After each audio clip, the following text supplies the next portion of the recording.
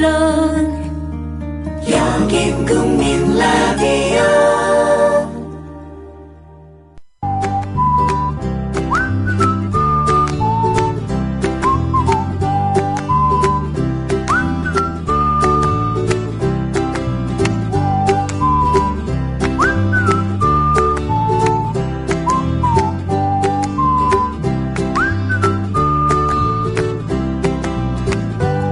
칼이 사람을 베는 도구라고 생각하면 하수입니다. 무도에 힘이 필요하다고 생각해도 마찬가지입니다. 근육만 키워서 고수가 될 수 있을까요? 각종 검법에 능하기만 하면 검격이라 불리는 걸까요? 무릇 도란 물과 같이 유연해야 합니다. 부드럽게 진행하다가 순간적으로 힘을 모으는 거 아니겠습니까?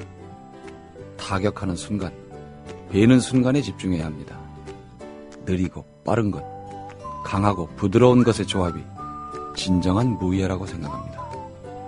정신세계 또한 다르지 않습니다. 단호함과 유연함이 조화를 이뤘을 때 비로소 큰 사상을 이룰 수 있습니다. 오늘 아침엔 조선의 검객을 통해 한 수 배워보겠습니다.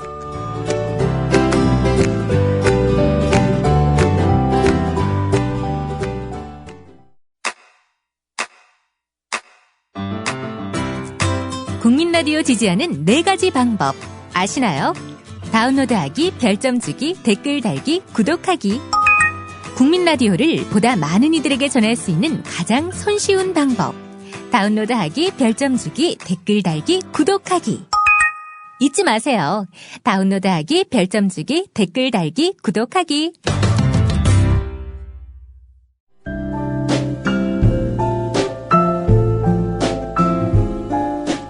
뇌에는 근육이 없습니다. 최근 섹시한 뇌를 위한 체육관 국민 라디오 전영관의 30분 책 읽기. 네, 지난주까지는 이혜진 선생님께서 역사 관련해서 책 소개를 드리셨는데요. 오늘부터는 새로운 선생님 모시고 저희가 책 이야기를 나눠보도록 하겠습니다. 김준혁 교수님 모셨습니다. 안녕하세요. 예, 안녕하세요. 예, 본인 소개 한번 해주시죠. 제가 이 라디오에서 제 소개를 제가 직접 하려고 하니까 굉장히 좀 쑥스럽네요. 괜찮습니다. 자뻑 방송이니까. 아, 그래요? 온갖 자랑을 다 해주세요. 예, 저는 그 역사 전공하고 있습니다. 역사 공부하고 있는데 개인적으로 그 주 전공은 그 정조라고 하는 국왕이제 전공입니다. 그래서 뭐 예전에 드라마 이산이나 얼마 전에 KBS에서 그 다큐멘터리 그저께 그 한국 방송대상 수상한 의궤라고 하는 작품이 있었는데 그런 작품들 할 때 이제 자문하고 기획에 같이 참여하기도 했었고요. 그리고 어쨌든 정조를 알리는 일을 이렇게 지금까지 꾸준히 하고 있어요. 그래서 현재는 그 한신대학교에 정조교양대학이라고 해서 저희는 이제 교양대학의 이름을 국왕 정조의 이름을 따서 붙였습니다. 멋있네요. 좀 사연이 좀 있어요. 저희 대학이 있는 그 앞쪽으로 바로 정조대왕의 무덤인 이제 그 건능이 있고요. 또 그 앞 옆으로다가 사도세자의 능인 육능도 있고 또 사도세자의 원찰이자 정조의 원찰인 용주사라고 하는 절도 있고요. 용주사.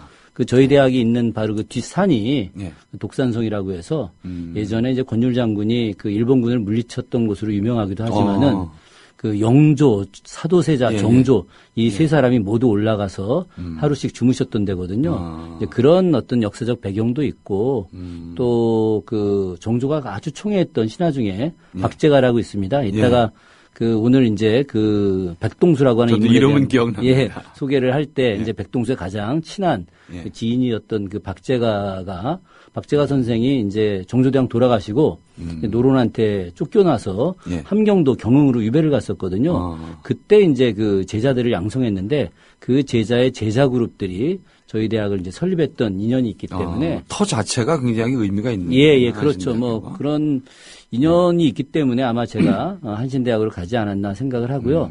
저는 이제 그래서 약간 제 자랑 하나 좀 하자면은 제가 그 2007년도에 썼던 책이 그 이산정조 꿈의 도시 화성을 세우다라고 하는 책이 있는데 그 책이 이제 한때 꽤 잘 나가던 책이었었습니다. 근데 그 책이 이제 예전에 지식인의 서재라고 하는 책이 있었거든요. 있었죠.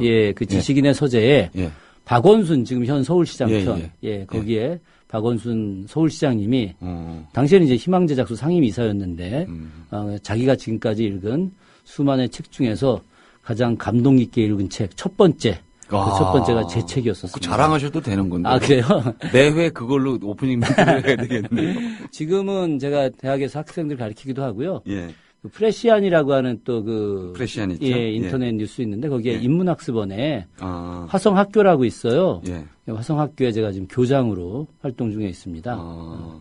그래서 지역에서 시민운동에 참여하고 있고 뭐 또 계속 글 쓰고 있고 매일경제라고 하는 그 예, 신문에 매주 수요일마다 제가 역사 칼럼 쓰고 있습니다.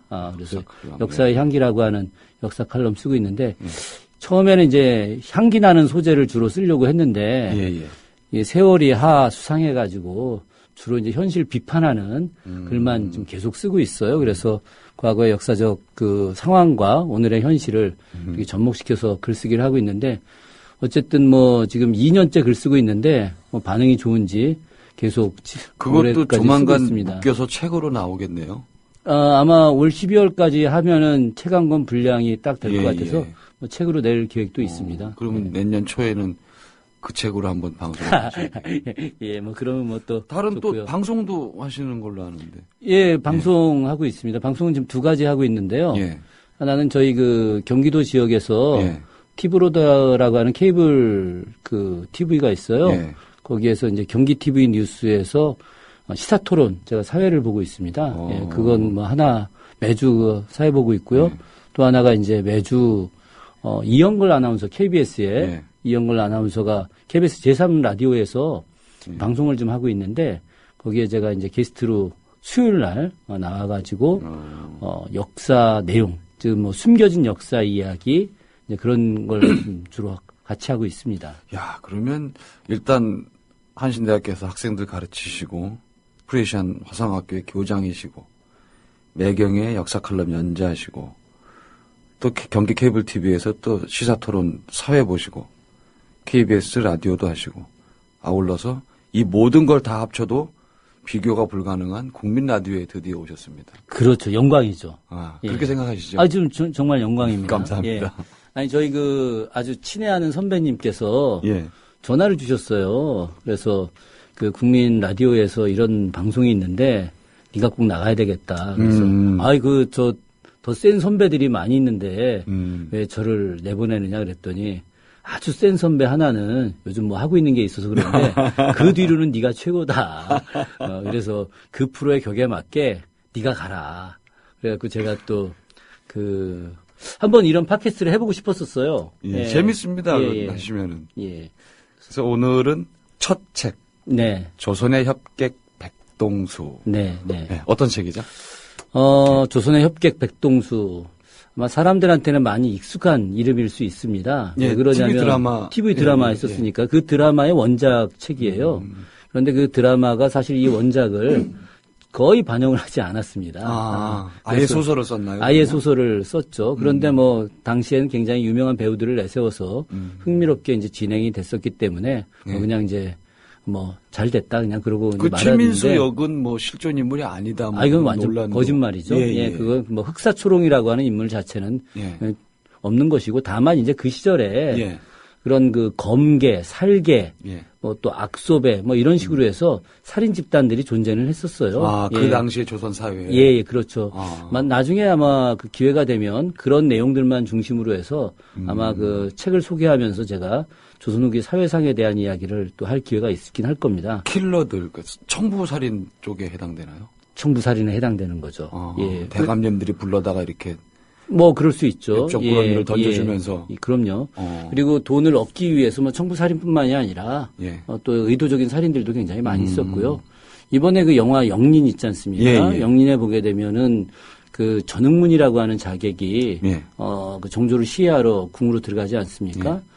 그때도 당시 노론 세력들이 사주를 해서 킬러를 사주한 거죠. 전흥문은 이제 전문적인 살수였고 그래서 이제 국왕까지 시해하러 들어가는 정도의 조직들이 있었던 거죠, 당시에. 어쨌든 영화로도 그 백동수라고 하는 인물은 널리 잘 알려져 있습니다.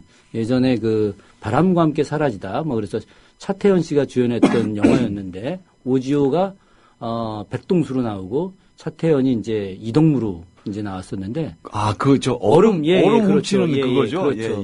그래서 이제 백동수라고 하는 이름이 이제 낯설지가 않아요. 그래요. 저도 그 영화 봤거든요. 하지만 실제 백동수를 제대로 보여준 것은 아니다. 영화나 드라마, 영화는 조금 이게 희화화해서 좀 가벼웠던 것 같고. 사실은 제가 이 책을 소개하는 이유는 요즘 세상에 이런 사람이 없기 때문에 거꾸로 이런 사람을 갖다가 찾고 싶은 그런 이제 개인적인 소망 때문에 제가 이 조선의 흑객 백동수를 이렇게 소개를 하게 됐습니다. 무인인데도 불구하고. 그렇죠. 그러니까 이제 거꾸로 무인이기 때문에 더 의로움이 강했을 수도 있었을 겁니다. 사실 여기서 이제 협객이라고 하는 단어를 먼저 생각을 해볼 필요가 있거든요. 이 협이라고 하는 말은 뭐냐? 바로 옆구리에 낀다라고 하는 말입니다. 그래서 가난하고 힘없어서 쓰러져 있는 사람들, 소외돼서 쓰러져 있는 사람들, 그런 사람들을 바로 이 손으로다가 옆구리에 잘 껴서 안전하게 보호해주고 데려다주는 사람. 이게 진짜 협객이거든요. 멋있는 말이네요. 그런데 이런 협객들이 지금은 이제 존재하지 않죠.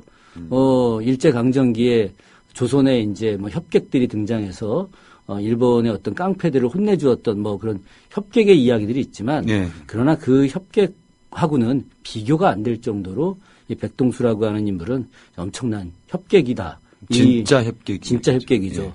그런데 이제 제가 이 책이 단순하게 이제 협객, 백동수 개인에 대한 이야기만을 쓴 내용이 아니라 바로 이 저자였던 김용우라고 하는 분이 당시 조선 후기의 여러 가지 군사 제도나 정치사 이런 모든 것들을 갖다가 총체적으로 연구해서 조선 후기 우리나라의 역사 문화 이런 것들을 복원한 책이에요. 실제로 이 책이 등장하고 난 이후서부터 조선 후기에 여러 가지 다양한 그 중인 문화들, 그리고 서울에 대한 내용들, 또 정조와 당시 그 백타파라고 불리었던 노론 계열이 학자들, 그러니까 뭐 박지원, 홍대용, 박재가, 이동무, 유득공, 뭐 이런 사람들 있지 않습니까? 이런 사람들을 중심으로 한 이제 새로운 이야기들이 나타나게 된 거예요. 숨겨져 있던 얘기들 그렇죠. 많이 찾으셨네요. 물론 그 이전까지 뭐 연암 박지원에 대한 이야기나 혹은 이동무에 대한 이야기, 박재가에 대한 이야기 이런 것들이 간간히 나오기도 했었고 특히나 이제 뭐 연암 박지원 같은 경우가 이제 열하일기를 썼기 때문에 많이 회자돼서 알려져 있는 것 같긴 하지만은 그럼에도 불구하고 우리가 이제 그 조선시대 내부에 도성 내부에서 중인들의 삶 그리고 서울들의 삶 이런 것들이 본격적으로 우리 사회에서 알려진 적은 없었거든요. 기록은 좀 많이 남아 있나요? 기록이 그렇게 많이 남아있진 사실 않았어요. 저는 제가 볼 때 이 책을 썼던 김용우라고 하는 인물 굉장히 대단한 인물입니다. 저도 뭐 사적으로 잘 알고 있는 인물인데 이분이 그 정통으로 역사를 공부한 분이 아니었어요. 그럼에도 불구하고 아주 뛰어난 역사가 이상의 역사가로서 활동을 하고 계시고 그리고 이분이 이제 당시 여러 문집들 그러니까 각 뭐 개인의 문집들 실제 그 조선왕조실록에 정조실록이나 영조실록에 백동수에 대한 기록이 거의 남아있지 않아요.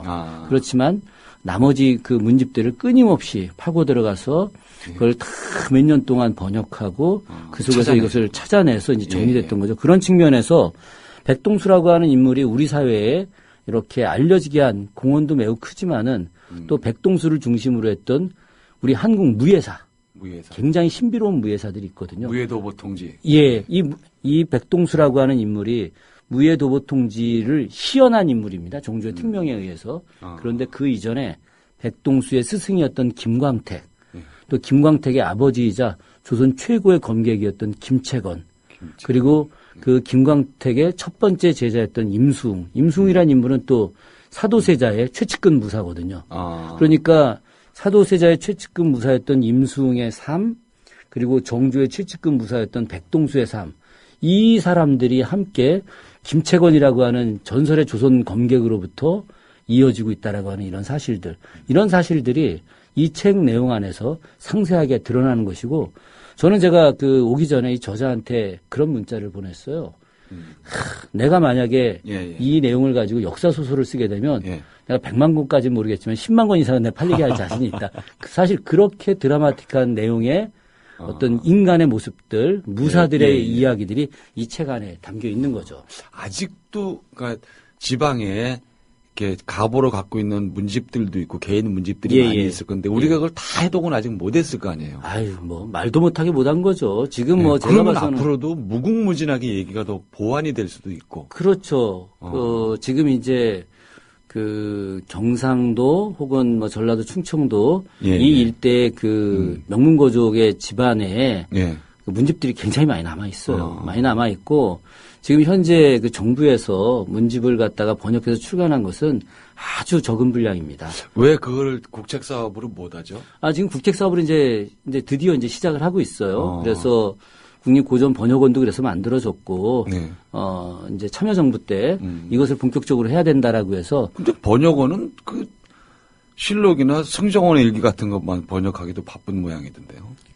뭐 지금 이제 예산 부족하니까 그렇죠. 그건 잘 보셨는데요. 제가 한 명을 알거든요. 그 번역원에 있는 친구를. 그러니까 사실은 이제 국가가 제대로 된 문화를 만들려면은 이런데 인력과 재원을 엄청나게 투여를 해야 돼요. 그래야죠. 그러니까 이제 쓸데없는 SOC 산업 이제 좀 줄이고 이런데 이제 투여를 하게 되면 이걸 기반으로 해서 엄청난 문화 콘텐츠가 만들어지는 것이거든요. 그런 측면에서 우리가 지금 밝혀지지 않았던 한국 무예사라든가 아니면 한국 뭐 도교사, 또 한국의 불교사. 지금은 우리가 밝혀진 것들이 주로 유학사 중심의 이야기들인데 그렇죠. 우리가 갖고 있었던 원래 것이 그 소위 말하는 고운 최치원. 그래서 삼교일치거든요. 유불선 합일사상 아니겠습니까? 유불선 합일사상부터 내려오는 천지인의 어떤 그 사상들이 우리한테는 오랫동안 배워져 있었는데 그런 것이 지금 이제 사라져버린 거죠. 몇십 년을 투자를 해도 다 정리가 안 될 건데 제가 말이죠. 볼 때는 그건 한 100년 정도 투자를 해야만이 이런 것들이 제대로 밝혀지고 그래서 백동수를 비롯했던 지금 이제 조선 후기 무인으로도 알려진 사람이 겨우 뭐 10명 미만인 거예요. 그런데 우리가 어떻게 그 수많은 역사 속에서 무인들의 삶이 10명 미만밖에 없겠습니까? 그 검객들이 굉장히 많이 있었어요. 당연한 거죠. 우리는 뭐 이 검객의 나라다 해도 과언이 아니에요. 칼 쓰는 나라에서 뭐. 그럼요. 그 조선시대 때는 검은 누구나 자유롭게 갖고 다닐 수 있었습니다. 활은 누구나 자유롭게 갖고 다닐 수 없었어요. 활은 못 갖고 다니고. 활은 갖고 다니긴 하되 화살 끝에다 표시를 하게 되어 있어요. 그러니까 군대 혹시 다녀오셨어요? 군대 갔을 때 저희 이제 그 사격을 하고 나면 탄피를 반드시 주워갖고 이렇게 그 똑같이 이제 계산을 하지 않습니까? 만약 20발 쏘게 되면 20발 탄피 납부하듯이 조선시대 때 이 활이라고 하는 것이 멀리 쏴서 사람을 죽일 수 있기 때문에 그 화살에 개인만의 표시가 되어 있지 않으면 그런 화살을 갖고 다니면 무조건 구속이 되는 거예요. 그런데 검은 그렇지 않았어요. 검은 바로 앞에서 이렇게 서로 싸워야 되기 때문에 이것이 인정을 받을 수 있었던 거죠. 그렇다고 사람을 죽여라 이런 것들이 아니라 그것이 이제 개인의 어떤 뭐 호신용일 수도 있고, 멋일 수도 있고, 그러니까 어떤 사람 같은 경우는 방 안에 300자루의 검을 사다가 매일같이 검을 바꿔서 차고 다녔다 이런 기록들도 있어요. 제가 칼을 좋아해서 인사동에 그 경인미술관 나이프 갤러리가 하나 있거든요. 경인미술관에 그 이석재 관장이 하는. 그냥 거기만 가면 제가 정신을 잃거든요. 저 이석재 관장님하고 아주 친하죠. 칼만 보면 제가 좀 아주 막 정신이 혼미해질 정도로 그래가지고. 무인 기질이 있으시네요. 백동수의 후예나 마찬가지네요. 그런 거 아니에요. 문득 저 백동수라는 오페라가 공연이 될 정도로 더 발굴을 해서 이야기를 더 만들어서 저 한국의 검법으로 오페라를 만들어서 세계 무대에 내놓으면 멋지잖아요. 정말 멋있죠. 그런 날을 기다려야 되는데 제가 사실은 백동수한테 굉장히 그 꽂힌 이유 중에 하나가 그 정조가 했던 장영훈 군사들한테 했던 이야기가 있었어요. 그 백동수를 포함했던 그 군사들한테 그게 어떤 이야기냐면 바람으로 머리 빗고 빗물로 목욕하라 이 말이거든요. 막 듣기만 해도 질풍모구라고 하는 건데 그러니까 이 말을 타고 막 야외에서 이제 훈련을 하지 않습니까? 그러면 자연스럽게 바람이 이제 막 들어오면서 머리를 잘 빗기게 해주는 거고 또 이 비 올 때 그냥 야외에서 무예 훈련을 할 때 빗물로 이제 목욕을 하는 것이죠. 정말 멋있지 않습니까? 그죠? 그런데 이제 그 이야기만 한 것이 아니라 또 이제 거기에 덧붙여서 이렇게 이야기하죠. 찬바람을 맞고 더위를 먹어라. 그러니까 그 이 찬바람, 무더위 이런 데도 개의치 말고 네. 너희들 열심히 무예 연습을 무인의 해라. 길이네요. 그렇죠. 이제 이런 이야기들을 제가 이제 그 무예도보통지 서문을 통해서 읽으면서 도대체 이 무예도보통지 이 무예를 갖다가 시연해서 오늘날 이 남긴 이 장본인이 누굴까 이제 그런 고민을 상당히 많이 하고 있었어요. 그러다가 이 책이 딱 출간이 된 거예요. 그래서 너무 깜짝 놀랐죠. 그래서 제가 이제 책을 보게 됐어요. 보게 됐는데 이 책을 쓴 분 자체가 우리 전통 무예를 이제 되살려야 되겠다라고 하는 그런 이제 사명감을 가졌던 분이었던 거죠. 원래 그 지역에서 이제 대구 분이신데 원래는 이제 거창 분인데 대구에서 이제 오랫동안 시민운동을 했던 분이었어요. 근데 이분이 이제 어느 날 그 무예도보통지라고 하는 이제 책을 보게 된 거죠. 반하셨구나. 반했죠. 그래서 자기가 하던 시민운동을 정리를 하고 자기가 이 무예를 배워야 되겠다. 그래서 이제 그 무예를 배우기 위해서 모든 걸 다 포기하고 가야산으로 입산을 합니다. 그 저자가 그럼 지금은 거의 건법에 어느 정도 상당한 고수죠. 예, 본인 자신이. 그런데 이제 이분이 단순하게 이제 무예만 하시는 분이 아니라 문무를 겸전해야 되겠다라고 생각을 해서 열심히 이제 공부를 하고 그래서 본인이 이 무예도보통지에 시연을 한 이 백동수라고 하는 인물을 한번 발굴을 하고 제대로 찾아내자. 그런 이제 개인적인 그런 그 생각으로부터 이 책이 이제 출발하게 된 거죠. 백동수랑 잘 통하시는 분이네요. 그래서 저희는 뭐 그분 보고 백동수라고 부르죠. 예. 백동수 그 본인도 그 당시에 그 이제 북한간 문인들하고 굉장히 교류도 많았다고 뭐 그런 얘기들을 다 그렇죠. 들리는데. 백동수가 이제 박지원이 쓴 글에 보게 되면 예서와 전서 모두 능했다. 그러니까 이 사람은 단순하게 무예만을 했던 사람이 아니라 그냥 단순한 칼제비가 아니에요. 그냥 아주 매우 뛰어난 그런 학문과 그리고 당시 실학 정신을 소유했던 인물이었죠. 이분이 이제 무예를 배우게 된 게 굉장히 좀 전 놀랍다고 봅니다. 사실 이 집안 자체가 무인 집안이에요.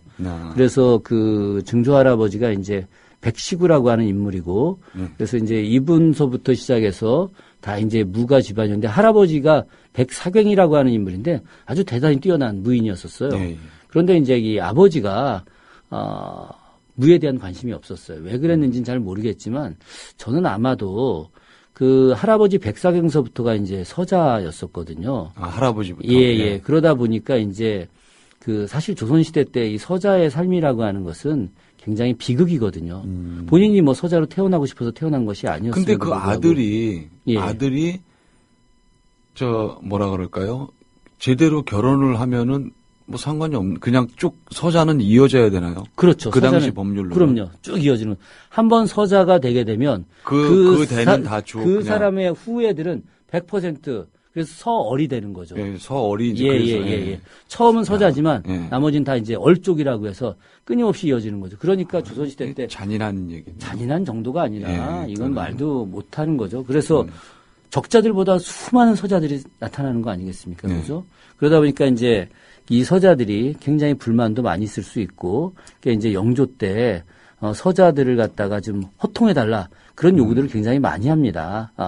사실 영조 자체가 서자 출신이잖아요, 그죠? 그렇죠. 소위 말하는 우리가 너무 잘 알려져 있지만 무수리의 아들이다 보니까 본인도 역시 굉장히 소름을 많이 받게 됐어요. 백동수도 그래서 이렇게 다시 불러드리지 않았나요? 그렇죠. 그건 이제 그 정조 즉위하고 나서. 정조 때, 이제 그 백동수가 1743년생. 그러니까, 정조가 즉위한 것이 1776년. 그러니까 대략 그 정조가 즉위한 해가, 즉위할 때가 이제 백동수가 33살, 4살 이렇게 되고 있는데, 어쨌든 그런 과정에서 비록 무인 집안이었지만, 그래서 어려서부터 이제 활동도 잘하고 했어요. 그랬겠죠. 그런데 그때 이 자기 마을에 숨어 들어온 인물이 하나 있었습니다. 그 인물이 바로 김광택이라고 하는 인물인데 이 김광택이라고 하는 사람이 정말 그 전설의 조선 검객이었어요. 근데 이 사람의 아버지가 이제 김채건이라고 하는 인물이었는데 이 사람이 바로 이제 무예 제보라고 하는 책.